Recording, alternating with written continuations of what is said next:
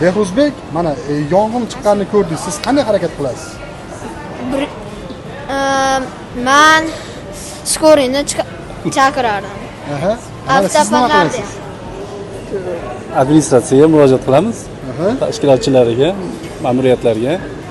Xonadonda gaz Xonadonda bo'lsa 01 ga qilib telefon qilamiz. 01 mi? Gaz 101 hozirgi kunda 101 ga murojaat qilamiz. xonadoningizda vaziyatlar. gaz hidini chiqqanini sezdingiz. Birinchi qanday harakat qilasiz? Gaz jo'mraklari o'chiriladi. Gaz jo'mraklari o'chirilgandan keyin xonadon oynak derazalari ochiladi. Xonani Shamollattirasiz. Mana is gazi haqida tushunchaga egamisiz? Bu nima o'zi is gazi? Is gazi foydalanayotgan tabiiy gazimiz. Lekin unga hid qo'shib, aralashtirib hidli chiqarib berishadi.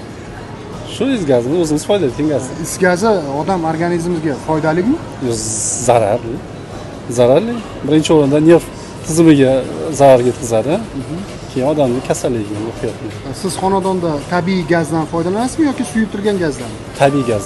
Tabiiy gaz. Tabiiy gaz. Tabiiy gazdan foydalanish tartibini bilasizmi? Bilamiz. Siz foydalanish. Endi o'rganganimizni, bilganimizni qilamiz endi.